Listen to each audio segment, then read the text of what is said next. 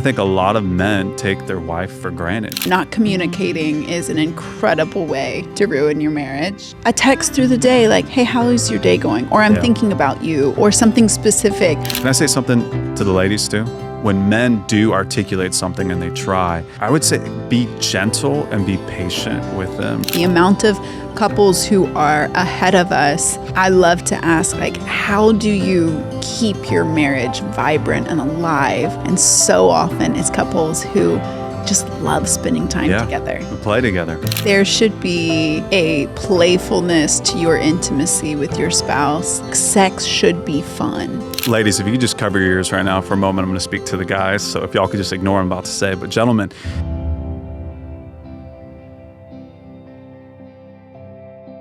today we are going to give people 3 keys on how to ruin your marriage. Now, your own marriage, I'm not going to tell you how to ruin someone else's marriage. That's a different episode. And you know, that's a different show altogether. Yeah. We're not really in the business of ruining marriages. But the strategy behind ruining your own marriage, you know, there's a lot of unique ways that you can go about just removing the foundation, and then it would all come tumbling down. One of our team members this morning, when we were talking about the concept, she's like, no, there's like 27 ways. And there are a lot more ways to ruin your marriage. There are. This is not a total... It's not.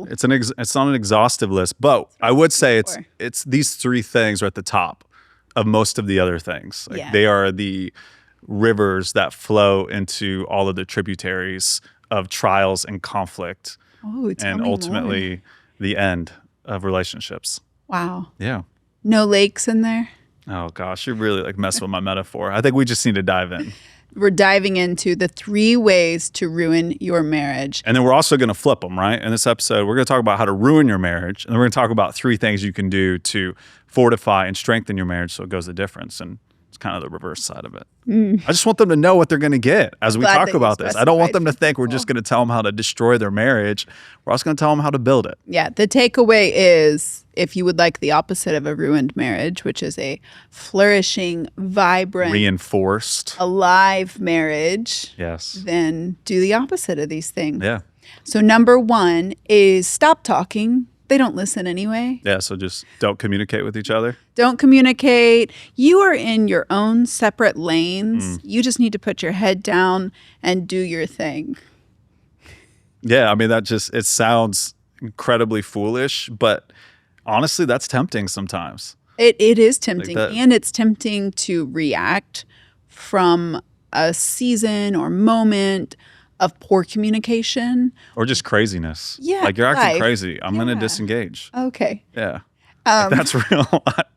I know I've been there. I know you've been there. I mean, we're 17 years into this. So as I go through this list, I'm like, yeah, I've definitely been on the verge of going too far at one of these 3. And feeling like, you know, I mean, I'm tempted to cuss, but I won't. Like, don't Christian cuss. You know, like, don't do that though. You know? You want me to real cuss? No, I don't do either. Frick it. Oh my gosh.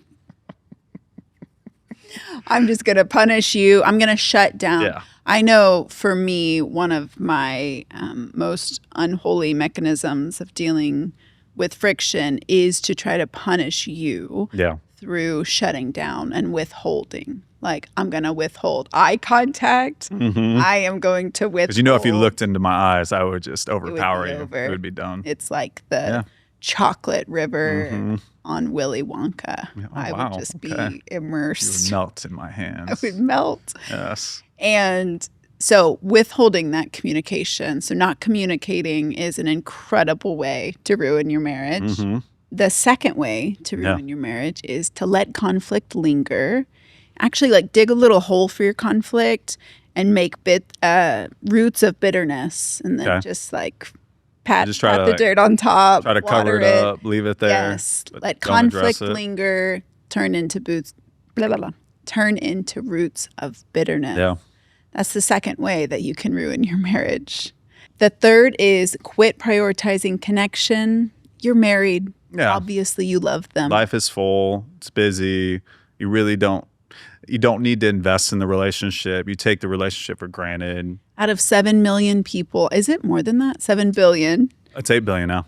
8 Yeah. billion people. 8 billion people. We never paused at 7.5 billion. Yeah, no, we just kind of got to 8 real quickly.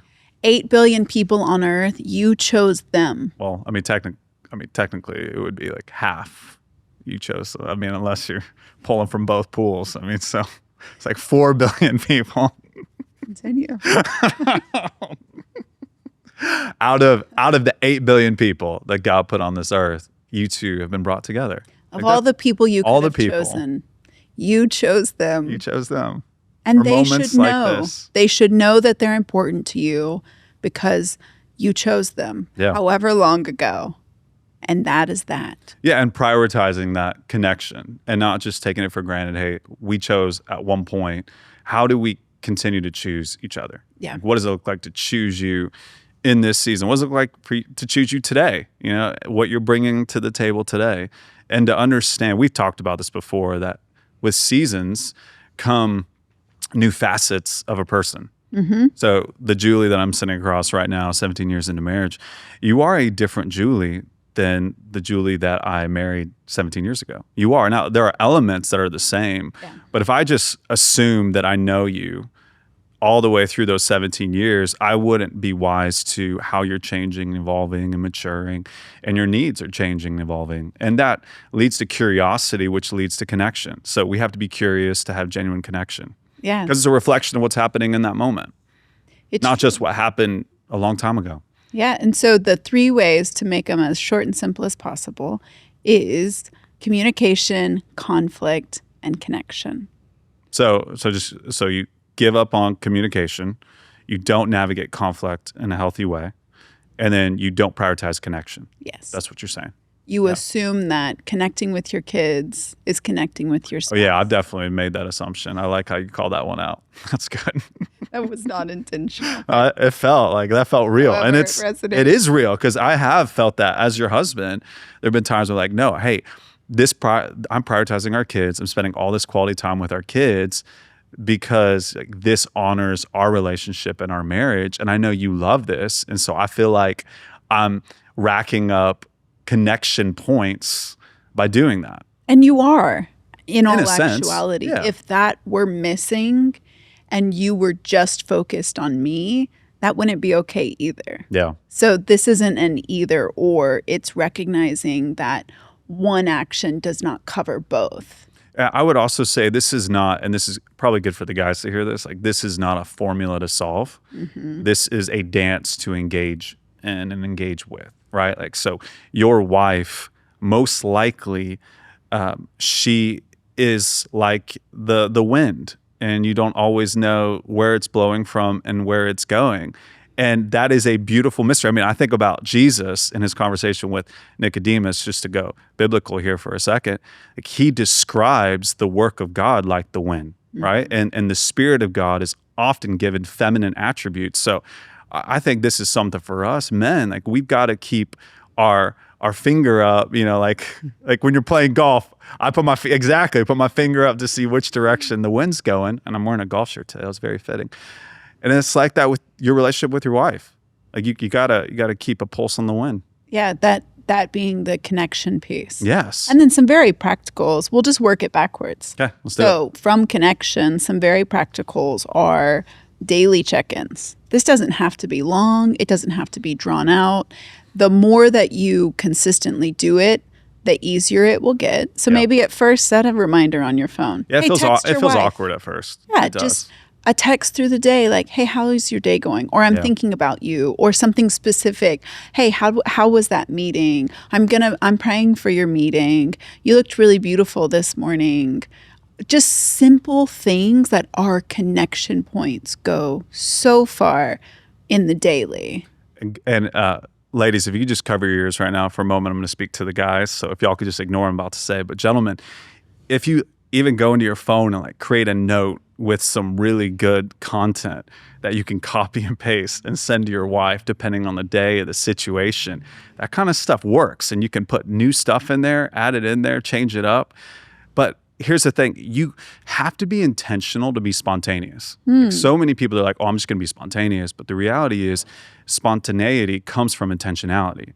So what may feel rigid at first and a little formulaic will actually lead to a behavior and a way of engaging with your spouse that will lead to creativity. Yeah. So start with something and move through that phase. Is that idea of second nature. It'll become second nature as you do it and you move through it. Yeah. And then physical touch. When you and I wake up in the morning and the first thing we do, I'm usually trying to like convince you not to get out of bed, is just to snuggle. Like you just love me so much. Reach over. We're not touchers while we sleep. No way.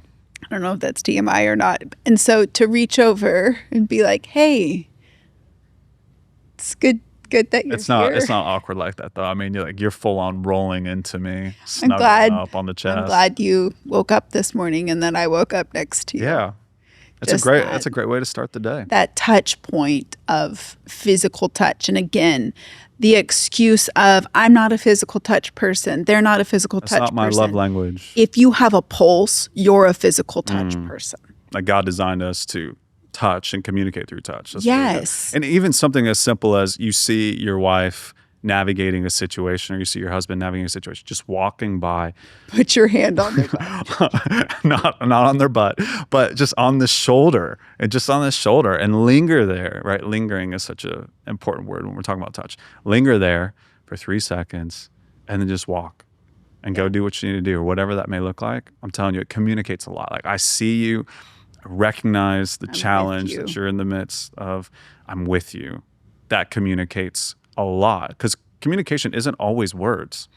In fact, I mean, I would argue that some of the most powerful forms of communication are wordless communication. For sure. Like when you're not saying something to someone, you're communicating something. When you're not communicating priority, that they are a priority by how you come around them, how you spend time with them, how you engage with what they're doing, man, that says a lot. So. It really does. And moms of small children in particular, reserve some of your physical touch tank for your husband. The amount of I'm all touched out, I've had kids. If you're nursing, it's really intense. If you're nursing and you're pregnant and you have a toddler, you may need to hire some help. Just kidding. But then your husband comes home and you're like, this is one more person who wants to touch me. And I do believe as humans, we can be touched out for sure. So reserve some of that. How do you reserve some of that though? Like that doesn't make sense to me. It's a like David speaking to his soul moment. Okay, that's like, what it is. He's not a child. He's not a breastfeeding infant. I won't make a joke. Wow. Yeah, we'll let that one go. He's not a child. He is your husband. Yeah. He deserves to be met adult to adult. And it's so good for you. So men, don't act like children. Don't. Right? Like that's the message you're getting at. Like when you come home and you see your wife, it's had a long day with the children. Don't act like a child. That's a whole other podcast that is a different episode. And we're making just notes for great episodes. Specific for moms of small children, reserve some physical touch for your husband. Okay. You just got to leave a little touch in the tank. Okay. That's just for your honey. And then I think that's the daily connection. Yeah. Then you move into to more broad, like share your vulnerabilities. There is a special connection that happens when people share vulnerably. That's why so many people are oversharing vulnerably online. Yeah, I've noticed that. Because it's worked until it doesn't, because it almost seems like people are leveraging vulnerability to create disingenuous connection. Yeah. Which to me seems weird. But the place where it's appropriate and belongs is in the context of a relationship where it's an opportunity for connection. The stuff that it sounds really silly to say out loud to anyone else. Like last week I said to you, hey, I spent time with a friend and a lot of really exciting and wonderful things are happening in her life right now. And I felt jealous. And I think I actually asked you, are you jealous? No. It's not how it went. Okay. But that's okay. That's how. Okay. But that idea that you articulated things, regardless of whether you volunteered that information or I asked, are you jealous? No, I can set the record straight for you. You can remember how you I'll tell you what happened. I shared that experience. And then the next day something else happened. And you said, do you struggle with envy? That was when you brought it up. I was like, anyway. Asking questions too, when we're talking about connection and communication, that's really important. Because it's active listening. Ask questions. You look so much smarter when you ask questions too. Or if you're just silent. Yeah. And that's then good too. You take a breath. Unless you're not supposed to be silent, and then that's problematic. So again, the wind, you gotta have your finger out paying attention to the wind. Where's it blowing? Listen, men need, I'm serious, like we need to be curious for there to be connection. Like we really do.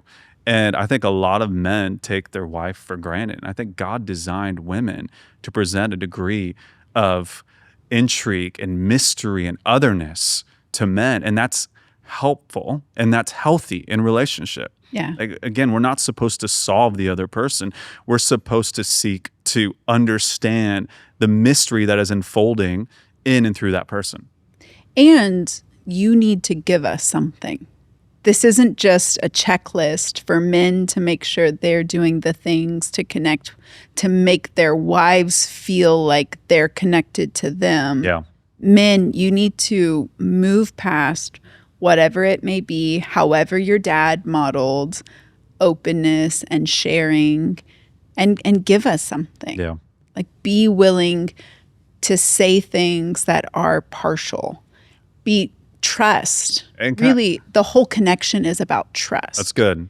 It is about trust. And I feel like we're jumping from communication, conflict, and connection. I feel like we're hitting all of them at the same time. But can I say something to the ladies too? You're talking about this? Yeah. I feel like men in general, again, I don't like speaking generally, but I think it's helpful too to speak generally in this sense, are a little intimidated when it comes to matters of the heart and articulating their vulnerabilities.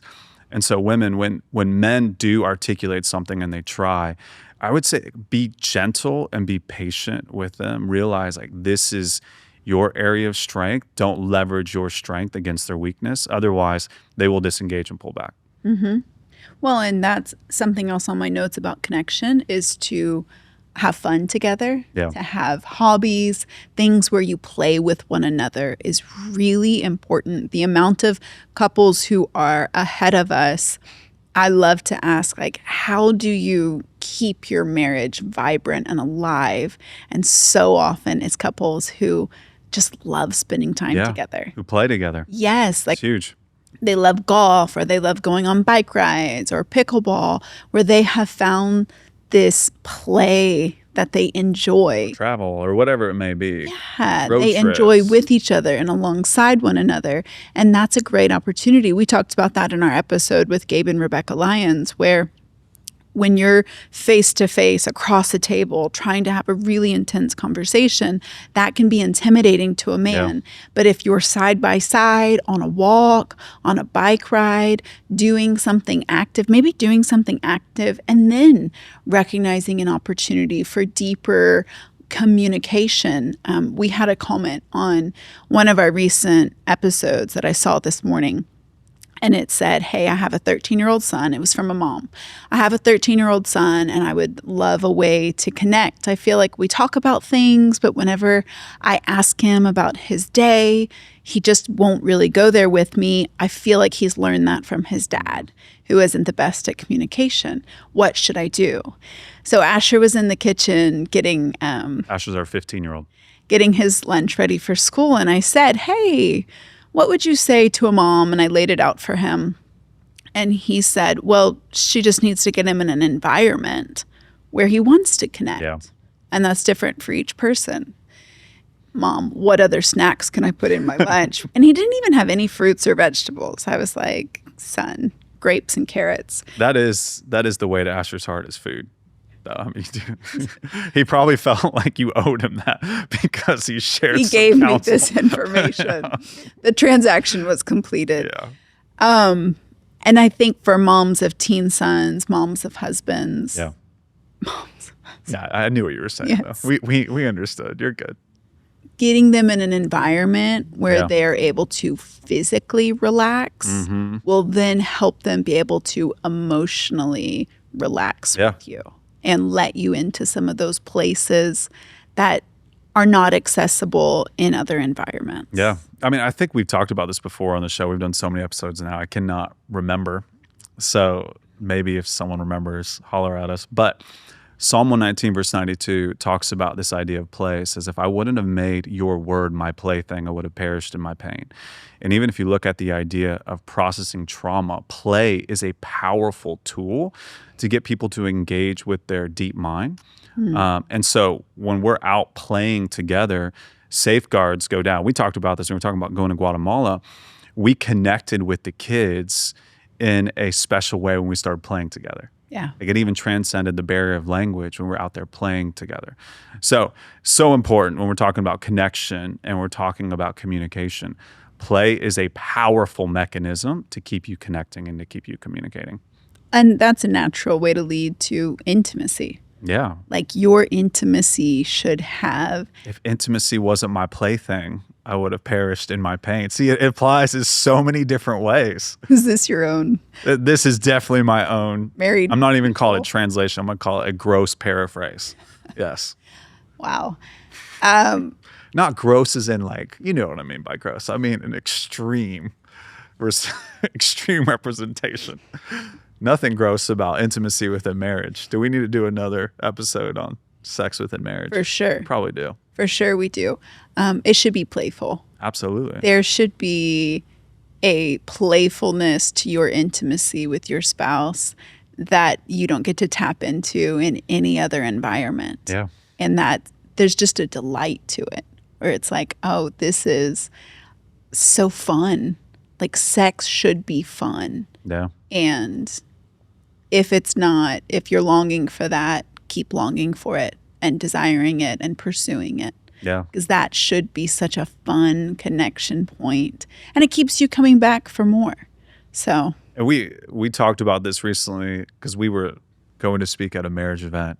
And we were both curious, like, well, how many times a week? And because people think like this, and I don't like reducing to formulas, but like, how many times a week should a couple have sex in order to have a healthy sex life? And it was 1 to 2 times a week, which for some people are like, that's not enough. Other people are like, what? That's a lot.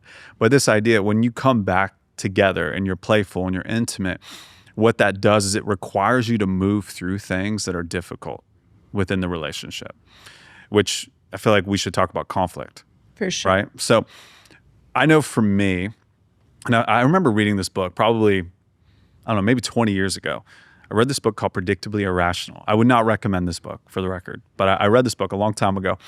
And the author talks about our brains and how we process information differently when we are angry. And so I know you've experienced this. I've experienced this. When you're upset with someone, and I'm talking like, what's the Southern, like spitting mad? Is that, I'm sorry. Like, I feel like I've heard that recently, not living in this house. Spitting mad? I don't completely understand it. Anyway, when you're so mad, the brain makes the world really simple. Yeah. And it's almost like it shuts off all nuance. And that's why when you're really mad at your spouse, you're kind of like, how have I not realized what a terrible person you are? Like, you are the worst, and I need to justify all of these insults that I'm about ready to hurl at you in this moment, or this anger, this response that I'm feeling. And I think it's really important for us to remember, like, when you're in that frame of mind, when you're angry with your spouse, that's precisely when you shouldn't do something.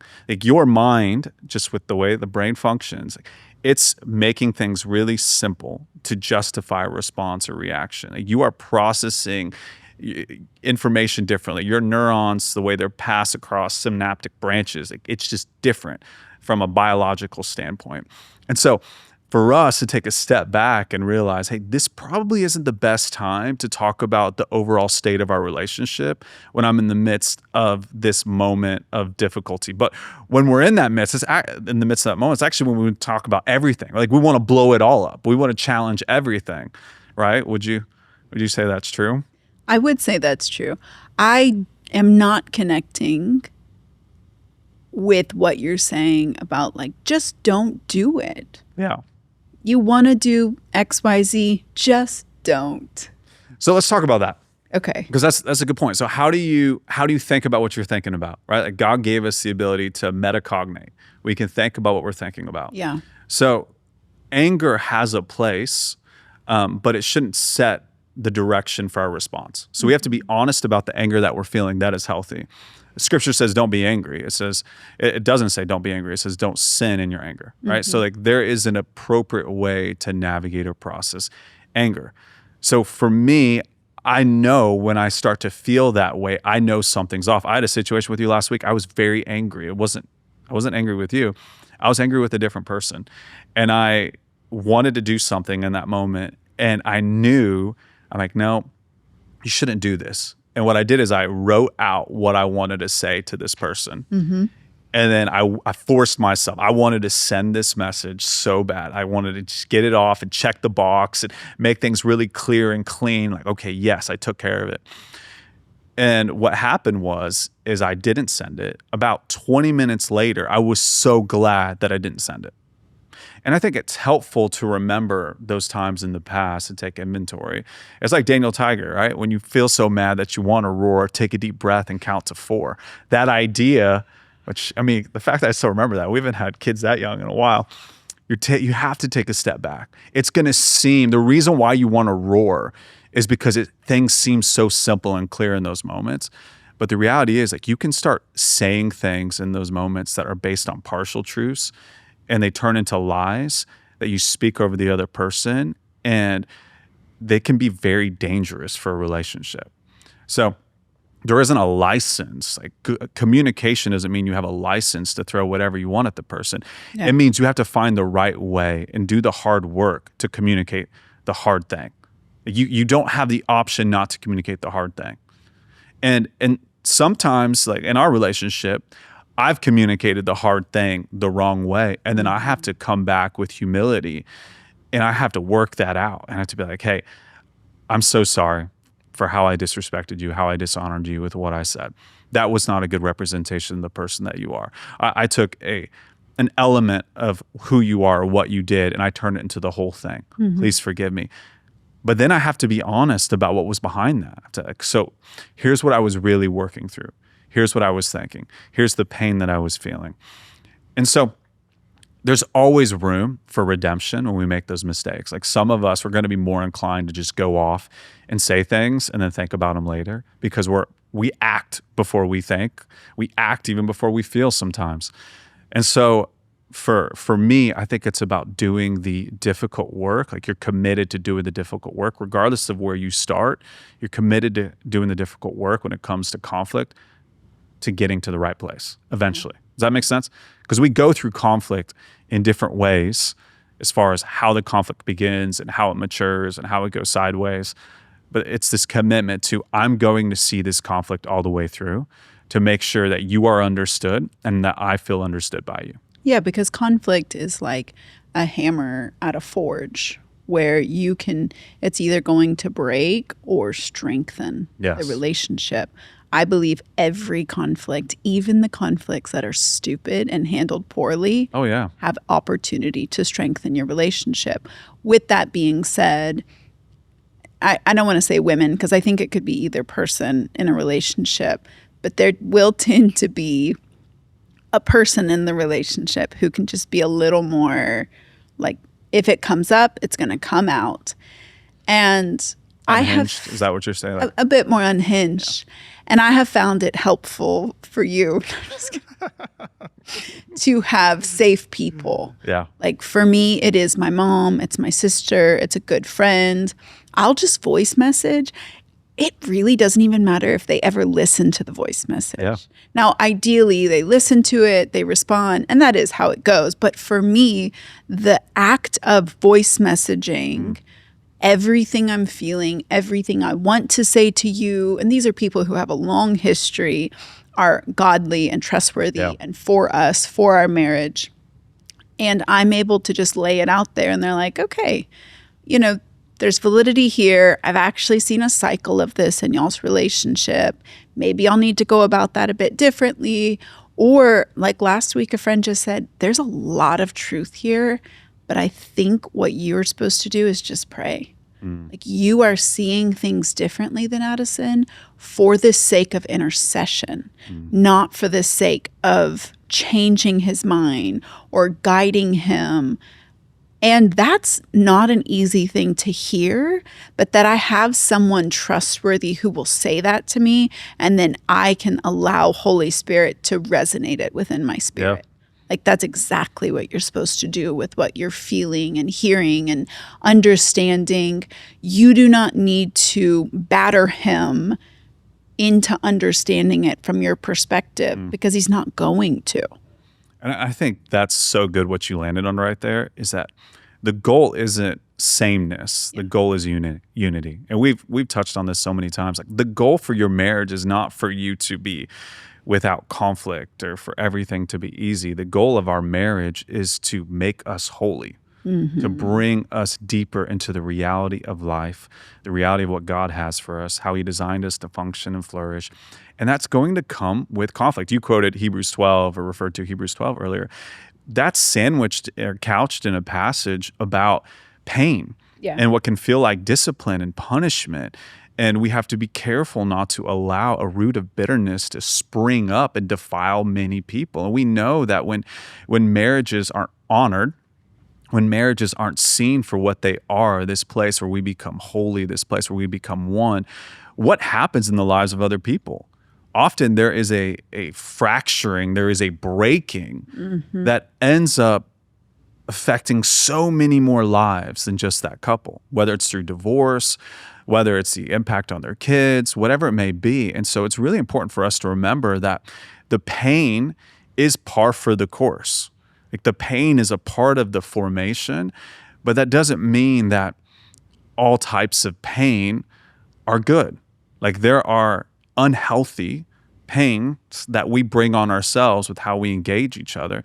And then there are healthy pains that we're going to move through within the context of a relationship that is a part of our formation. And it's good for us to have open, honest conversation about that. Yeah, it is. And I do want to hang out and talk about bitterness because that idea or that reality, more so than an idea, the reality of undealt with conflict and hurt and pain and the potential for it to go deep within you and take up a root of bitterness should be, it should invoke the fear of God in people to move through conflict in a healthy, helpful way because of the opportunity for that bitterness to just seep into so many areas of your life. And I have seen that and had to move through that and honestly still continue to move through as I see glimpses, because that's the sneaky thing about stuff that is rooted. It's like when there's weeds in your yard, they pop up and you're like, oh, there's something that needs to be pulled out, that needs to be dealt with. Yeah. But then it can lay dormant until something happens or someone says something or they do it again and the eruption does not match the event. Yeah. It's like, and then everyone's confused. Yes. And you don't even have clarity to really say what that was or why it came up in that way. And so first and foremost, like there's a spiritual battle that's at play. Even like you were just saying in Hebrews, I love that it starts in 12, Hebrews 12:12, saying, lift up your drooping hands, strengthen your weak knees, make straight paths for your feet so that what is lame may not be pointed at a joint, but rather healed. That there's this healing available that can sometimes be a journey, can sometimes be a place where having a counselor, because I even believe and have experience that if you were raised in a home where there was dynamics between your parents, some of those dynamics can be carried over into your marriage, where you're relating to your spouse in a way that your mom related to your dad. And, your spouse is obviously very confused because they're paying a penalty for a crime they didn't commit. Mm-hmm. And yet those deep roots, we have the authority. We have the ability with the grace. Like it's saying, if you allow those roots of bitterness, you are forsaking the grace of healing, the grace of making these paths straight. Where it's like, you don't have to live in this confusion of it hurts so deeply when you do that thing, I feel abandoned. It's like, but I'm not understanding because what I'm doing doesn't seem like that would be the cost. Does that make sense? Yeah, it does. And going back to, and I think this is just a part of the conversation too, what I was saying about pain. And as you were sharing this, I was thinking about the pain of the past. Mm-hmm. And I was just praying into that as you were sharing. And I felt like Holy Spirit wants to share this with someone out there, just that surrendered pain, all surrendered pain has potential for redemption. Mm. All surrendered pain. And I know we can look at the pain and we can parse it. Even as I was doing earlier, I'm like, some of it's good, some of it's bad, some of it's a part of the process and you're growing. But the reality is like pain is messy and you don't always know if it's like, oh, this is good pain or this is bad pain. But I just sense this invitation for anyone out there listening right now, all surrendered pain, articulating it, being honest about it, bringing it before God. We say this, that the hardest thing to bring to the cross is our opinion of ourselves, our opinion of our journey, our opinion of our story, bringing that to God, surrendering it. And a part of that looks like having the courage to articulate it to the best of our ability. Yeah. You know what I'm saying? Like to do that in the company of safe people, to do that in that context of prayer, bring that, whether that's a counselor, or that's a pastor, that's a friend, whatever it is, bringing that, articulating it, laying it down. I just feel that God is saying, hey, I'm going to take the surrendered pain and I'm going to turn it into potential for redemption in the lives of your children, redemption in your community. And I think it's so easy, Julie, for us when we think about marriage and we think about ruining marriage, to just think about this marriage. And the truth is God designed marriage to be a blessing to the entire world. Yeah. And so it's bigger than just you and I and how we navigate this. It's our children, it's our community, it's what God is doing in and through our marriage. And so this is a place for us to regularly surrender to God and watch Him do what only He can do. We talk about holiness and the holiness of marriage. This idea of holiness is otherness. Like, what other thing is God trying to reveal to the world about His character, about His heart for family, His design for human flourishing through our marriage? Yeah, He's really not. He's really not. Like, this is not a box to check. Like, my marriage is good. I can get on to more important things. Like, this is the ministry of reconciliation. And that we can treat our home life like it is just this, we can get very complacent with our home life, with our marriage, with our children. Yeah. I think that's the beauty of seasons and why once you think that you have figured something out, it changes because it keeps you on your toes. It keeps you growing and changing and evolving. And what's happening within your home is so important. It is the ministry of reconciliation. It is the loving of thy neighbor. We want to go outside of our four walls and make a difference and change the world. And that's all good, but this is good too. Yeah, it is. This is important too. This is crucial work, like you were saying, that we're not individuals.